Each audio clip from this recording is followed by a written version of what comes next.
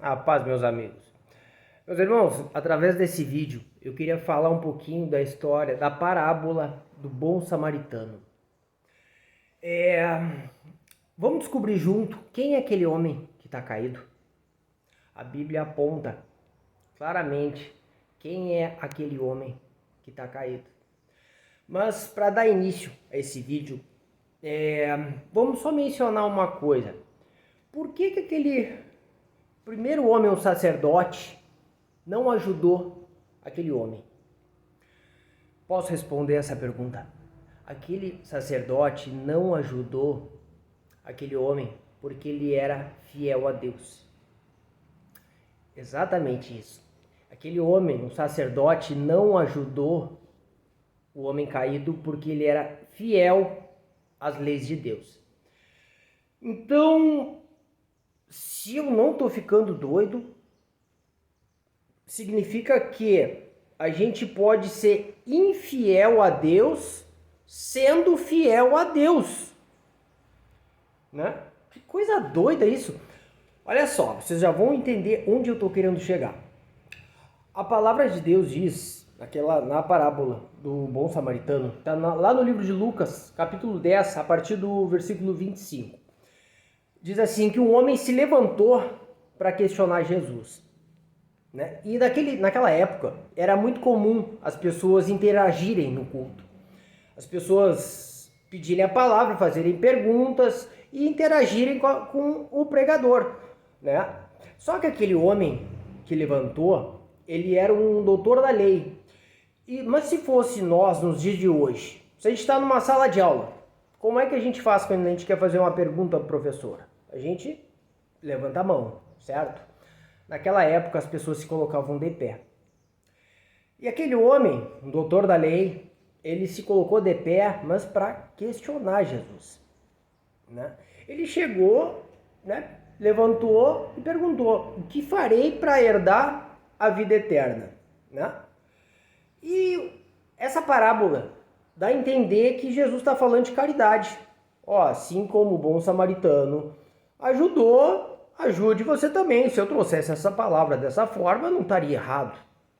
Será que era isso mesmo que Jesus queria ensinar através dessa parábola? Vamos espremer um pouquinho mais, que essa parábola é tão rica, que fala vai muito além, vai muito mais. Vamos descobrir junto quem é esse homem que está caído. Né? Que eu posso falar? Aquele homem fez aquela pergunta: que farei para herdar a vida eterna? E Jesus, né, viu que ele era um doutor da lei, resolveu dar margem à conversa. Ele falou o que diz na lei. E ele, amar a Deus acima de todas as coisas, ao próximo, pararará. E aí aquele homem pensou: amar a Deus acima de todas as coisas, ajudar o próximo, então eu ajudo e vivo. Então eu faço, vivo. Fazer, vida. Fazer, vida. Né? Mas tu parar para analisar, olha a pergunta que ele fez: que farei para herdar a vida eterna? Meu Deus! Ou tu é herdeiro, ou tu não é. Eu tenho um vizinho, um senhor bem de idade, muito rico, tá quase morrendo. Meu amigo, o que eu posso fazer para herdar a tua fortuna? Tchê, eu não sou filho, né? É graça. Não tem nada que eu faça. É graça. Não, mas o que Jesus disse? Então vai, faz, né? Não, mas aí o que ele fez? Ele questionou. E quem é meu próximo? Ele queria, na verdade, ele estava incomodado. Ele queria se sentir justo, né? Quem é meu próximo para poder ajudar? Vamos resolver isso logo. Eu fico imaginando que fosse hoje, alguém já puxando um talão de cheque, já abrindo a carteira. Quem é meu próximo? Eu vou ajudar, quero liquidar isso aí de uma vez, quero garantir e já era. Mas não é por aí. Aí Jesus fala na parábola, né? E quem é o primeiro que passa na parábola? O sacerdote, né? E por que aquele sacerdote não ajudou aquele homem? Porque ele era fiel às leis de Deus. Agora, o que diz nas leis de Moisés a respeito do sacerdote?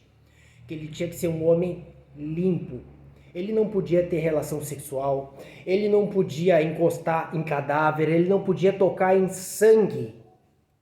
Então, ele buscando ser fiel a Deus, ele viu o homem caído, ensanguentado, ele não posso tocar.